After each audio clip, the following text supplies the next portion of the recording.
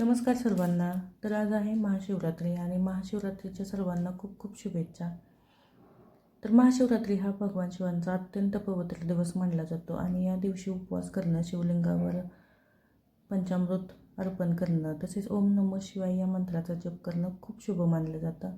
असं मानलं जातं की आजच्या दिवशी मनापासून केलेली पूजा आपल्या जीवनातील दुःख, अडचणी आणि संकट दूर करते आणि आयुष्यात सुख, शांती आणि सकारात्मक ऊर्जा घेऊन येते. तर या व्हिडिओमध्ये माझ्या सकाळच्या धावपळीपासून महादेवांच्या पूजेपर्यंतचा सर्व प्रवास तुम्हाला मी शेअर करणार आहे.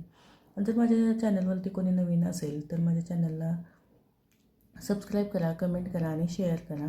आणि माझे व्हिडिओ आवडत असतील तर मला कमेंट करून सांगा की माझे व्हिडिओ तुम्हाला कसे वाटतात. तर इकडे मी देवपूजाची तयारी केली, देवघर स्वच्छ करून घेतलं आणि इकडे महादेवांच्या पिंडीला पंचामृत अर्पण करून घेतलं आणि अभिषेक करून नंतर मी देवपूजा वगैरे आवरून घेतली. आणि आपण ज्यावेळी महादेवांच्या पूजेला अभिषेक करत असतो त्यावेळी ओम नमः शिवाय या मंत्राचा जप करायचा आहे. तर सर्व पूजा वगैरे मी आवरून घेतली आणि नंतर फराळ बनवायचा होता तर त्याचीही तयारी करून घेतली. सर्वप्रथम आता मी चहा बनवून घेतला आणि नंतर मी हा रात्री शाबू भिजवला होता तर त्याचे मी आज वडे बनवणार होते. त्यासाठी इकडे बटाटे पण शिजत घातले. आता बटाटे शिजून होईपर्यंत ना मी दुसरीही कामं बरीचशी आवरली. आता तोपर्यंत मी इकडे शेंगदाणे वगैरे भाजून घेतले आणि चहा पिऊन घेतला.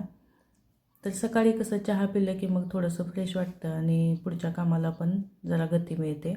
आणि शेंगदाणे एअर फ्रायरमध्ये भाजून घेतले आणि भाजलेल्या शेंगदाण्याची छान अशी चटणी बनवून घेतली वड्यांबरोबर खाण्यासाठी. तर या चटणीचाही फुल व्हिडिओ मी तुमच्याबरोबर शेअर करेन. आता आमच्याकडे ना काही ठिकाणी आपलं जिरे वगैरे पण घालतात, पण आमच्यात जिरे, कोथिंबीर वगैरे अजिबात चालत नाही. तर मी बटाटे शिजवून घेतले आणि त्याची साल वगैरे काढून वड्यासाठी तयारी केली. तर इकडे आता मला पीठ मळायचं आहे वड्यांचं. तर त्याच्यासाठी मी बटाटे वगैरे किसून घेतले आणि छान असे वडे बनवणार होते. तर तुम्हाला जर माझी रेसिपी हवी असेल, शाबू वडे मी कसे बनवते, तर मला कमेंट करून सांगा. मी त्याचा फुल व्हिडिओ तुम्हाला अपलोड करेन आपल्या चॅनलवरती. आणि माझे व्हिडिओ कशा वाटतात तेही मला कमेंट करून सर्वांनी सांगा. आता मी बटाटे थोडेसे गरम आहेत आणि थोडंसं चटका बसतो आहे मला. आता माझं पीठ मळून झालं आणि छान असे छोटे छोटे गोल गोल वडे मी बनवून घेतले आहेत. तर वडे खूप छान झाले होते आणि बघू शकताय छोटे छोटे वडे केलेले आहेत. जर जास्त आपण मोठे केले ना तर ते आतून भाजत नाहीत आणि कच्चे राहतात, म्हणून छान असे मोठे मोठे वडे मी बनवून घेतले.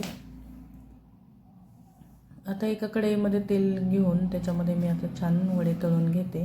तर तुम्ही बघू शकताय मी खूप छान वडे बनवले होते आणि याची रेसिपी पण मी तुम्हाला आपल्या चॅनलवरती अपलोड करते नंतर. हे पहा, खूप छान वडे तयार झाले होते, एकदम क्रिस्पी आणि मऊ. आणि फुगलेत बघा किती, खूप छान फुगले होते आणि मस्त असे टेस्टला पण झाले होते. आता मी चिप्स पण तळून घेतले आणि आता रेडी होतं माझं सर्व काही गोष्टी. तर आता मी हे एन्जॉय करतो, देवालाही नैवेद्य वगैरे दाखवून घेतला आणि आता चला भेटूया आपण नेक्स्ट व्लॉगमध्ये. बाय.